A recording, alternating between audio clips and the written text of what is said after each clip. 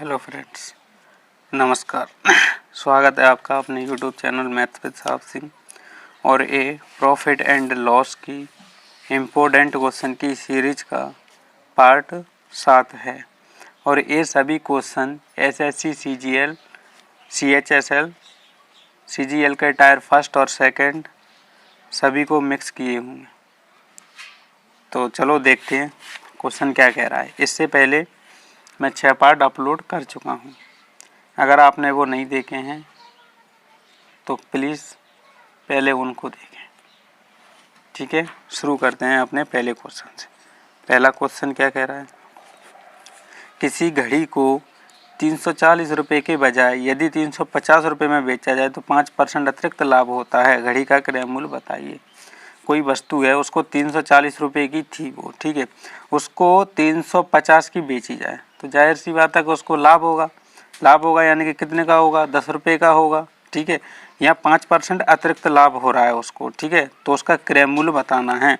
तो ज़रा देखें इसमें अंतर कितने का आया है। इसके मूल्य में अंतर कितने का आया है, 350 माइनस के 340, 10 रुपये का।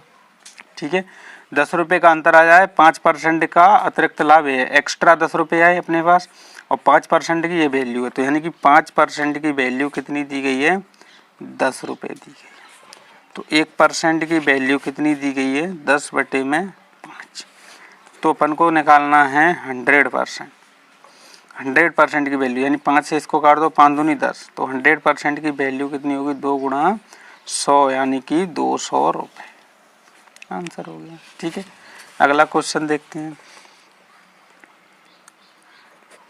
यदि 12 मेजों का क्रय मूल्य 16 मेजों के विक्रय मूल्य के बराबर है, यानी 12 मेजों का क्रय मूल्य क्या होता है, सीपी यानी कॉस्ट प्राइस, 16 मेजों के विक्रय मूल्य के बराबर है, यानी कि CP upon SP equal to में 16/12। यानी कोई वस्तु 16 रुपये की खरीदी, ठीक है, और 12 रुपये की इसको बेच दी, तो क्या होना है, हानि होना है। हानि कितने की होगी, 16 रुपये की खरीद के लाया, 12 रुपये की बेच दी, तो 4 रुपये की क्या हो गई, हानि हो गई।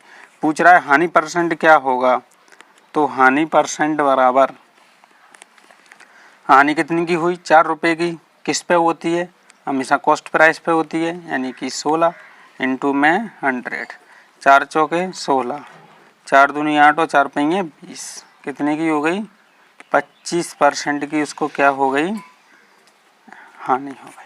ठीक है, अगर क्वेश्चन में मज़ा आ रहा है सॉल्व करने में तो प्लीज़ चैनल को सब्सक्राइब करें।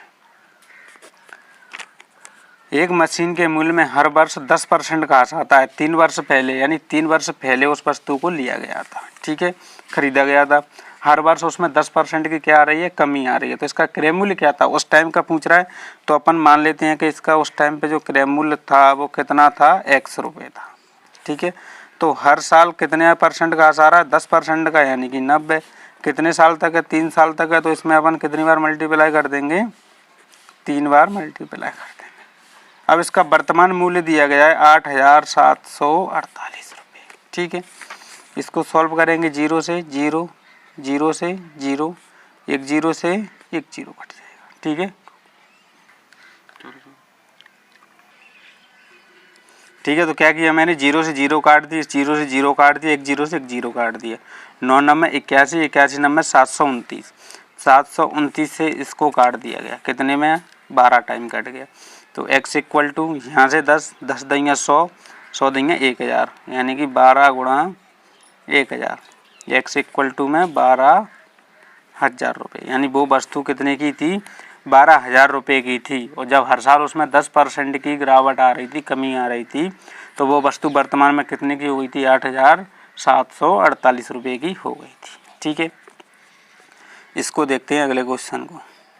यदि लागत मूल्य बिक्री मूल्य का 95% हो, ये क्या है, लागत मूल्य सीपी, और ये क्या है, एसपी। ठीक है, सेलिंग प्राइस यानी कि विक्रय मूल्य। विक्रय मूल्य का 95% है लागत मूल्य। ठीक है, विक्रय मूल्य का 95% है लागत मूल्य, यानी कि अगर बिक्री है अपनी कितनी, 100%, तो लागत मूल्य कितना है, 95। ठीक है। इसके बाद आगे क्या करना है, काट लो इसको, 5 एकम 5, 5 में 45, 5 दूनी 10 और 0, यानी 19 रुपये की वस्तु खरीदी गई, 20 रुपये की बेची गई, तो लाभ कितने का हो गया, 1 रुपये का लाभ हो गया। निकालना क्या है, लाभ प्रतिशत, क्या निकालना है, लाभ प्रतिशत बराबर, तो लाभ 1 रुपये का, ठीक है। किस पे होता है, हमेशा कॉस्ट प्राइस पे होता है, ठीक है, इनटू में 100, तो 100 अपॉन 19% क्या हो जाएगा, 100 अपॉन 19% का क्या हो जाएगा, लाभ हो जाएगा, ठीक है, क्योंकि ये कटेगा नहीं इसलिए इसको यहीं पे छोड़ दिया गया है। अगला क्वेश्चन देखते हैं। एक जूते बेचने वाली कंपनी ने एक दिन में 10,000 के 50 जोड़ी जूते बेचे और प्रत्येक जूते की कीमत इतने रुपया थी। यानी यहाँ देखा जाए तो एक दिन में कितने बेचे, 50 जोड़ी जूते बेचे, तो 50 जोड़ी जूते का जो मूल्य दिया है, 50 जोड़ी जूते का मूल्य दिया है 10,000 रुपये, ठीक है।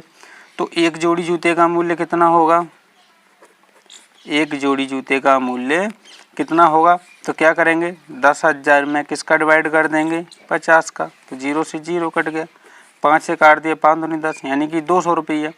एक जोड़ी जूता यहाँ कितने का है, 200 रुपये का। क्या किया है उसने, विक्रय मूल्य किया है, यानी कि बेचा है। और एक जोड़ी, प्रत्येक जोड़ी कीमत कितने रुपए थी, विक्रय मूल्य था, विक्रय मूल्य है एक जोड़ी का, एक जोड़ी जूते का जी क्रय मूल्य है, क्रय मूल्य कितना है, 189.50 रुपये। अब बताइएगा, इतने रुपए की मैं लेके आया और मैंने उसको 200 रुपये की बेच दी, तो मुझे क्या हो गया, लाभ हो गया, ठीक है। अब लाभ कितना हो गया, तो लाभ हो गया मुझे 10.50 रुपये का, ठीक है। 10.50 रुपये का लाभ हो गया, तो कितना लाभ होगा, तो लाभ परसेंट पूछ रहा है, ठीक है। लाभ कितना लाभ होगा, ये तो ठीक है कि 10 रुपया का एक जोड़ी जूते पे उसको लाभ होगा, लेकिन लाभ परसेंट पूछ रहा है, तो लाभ कितने का होगा, 10.50 का, कितने पे होगा, हमेशा क्रय मूल्य पे होता है, ठीक है, इनटू में 100, ठीक है। इससे ये क्या हो जाएगा, पॉइंट से पॉइंट हट जाएगा, 1 0 से 1 0 कट जाएगी, 5 से इसको काट देंगे, 5 दूनी 10, 5 से काट देंगे, 5 तिया 15 और 5 सत्ते 35, पनम 45, ठीक है। इसका ऊपर ऊपर क्या कर लेंगे अपन, मल्टीप्लाई, तो 2 पंगे 10, 2 एकम 2 अपॉन 379% का क्या हो जाएगा, इसको कंपनी को लाभ हो जाएगा, ठीक है। अगला क्वेश्चन, ठीक है, तो अगला क्वेश्चन क्या कह रहा है, यदि किसी वस्तु का विक्रय मूल्य उसके क्रय मूल्य का 8/5 गुना है, कितने गुना है, 8/5 गुना है, इसका मतलब हुआ कि 5 रुपये क्या है, क्रय मूल्य है, ठीक है, 8 रुपये क्या है, विक्रय मूल्य है। जब कोई वस्तु 5 रुपये की खरीदी गई, ठीक है, और 8 रुपये की बेची गई, तो जाहिर सी बात है क्या होगा, लाभ होगा। लाभ कितने का होगा, 3 रुपये का लाभ होगा। जब मैं कोई वस्तु 5 रुपये की खरीद के लाऊं और उसको मैं 8 रुपये की बेच दूं, तो 3 रुपये का लाभ होगा। पूछ रहा है कि लाभ प्रतिशत कितना है, तो लाभ प्रतिशत इक्वल टू में कैसे निकालते हैं, लाभ 3 रुपये, ठीक है। अब हमेशा किस पे निकलता है, क्रय मूल्य पे, 5 रुपये इंटू 100, 5 से काट देंगे, 5 दूनी 10 और 0, 60% का उसको क्या हो गया, लाभ हो गया, प्रतिशत आ गया उसका, ठीक है। लाभ प्रतिशत कितना आ गया उसका, 60% आ गया। अगला क्वेश्चन देखते हैं, ए का वेतन 50% घटा दिया गया और बाद में 50% बढ़ा दिया गया, उसे कितने परसेंट की हानि हुई। अपन मान लेते हैं कि माना कि वेतन 100 रुपये है, कितना है, 100 रुपये है, ठीक है। तो क्या हुआ कि वेतन सबसे पहले 50% घटा दिया गया, 50% घटा दिया गया, ये तीर का चिन्ह होता है, नीचे को है तो घटा दिया, हानि हो गई, ऊपर को है तो बढ़ा दिया और लाभ हो गया, ठीक है। तो क्या होगा, माइनस के 50 यानी कि 50, ठीक है। अब इसके बाद क्या किया उसने, और बाद में 50% क्या कर दिया गया, बढ़ा दिया गया, यानी कि 25 रुपये बढ़ा दिए गए। कितने बढ़ा दिए गए, 25 रुपये, तो उसका वेतन कितना हो गया 75 रुपये। पहले 100 था फिर 75 हो गया, तो उसको कितने की आनी हो गई 25 रुपये की। या इसको यहाँ से देख लो, इसको और इसको, 50 रुपये की पहले कम हुए उसके और 25 रुपये बढ़ा दिए गए, तो उसको क्या हो गई 25% की क्या हो गई उसको हानि हो गई। ठीक है, अगला क्वेश्चन 6 सही 1/4 के 1600, 6 सही 1/4 के 1600 यानी 6 चौके 24 और 1 25, 25/4% के 1600 यानी कि 1600। ठीक है, प्लस 12 सही 1/2%, 12 सही 1/2%, 12 दूनी 24 और 1 25/2% के 80 किसके बराबर है। जरा मुझे बताइए 6 सही 1/4% किसका मान होता है 1/16।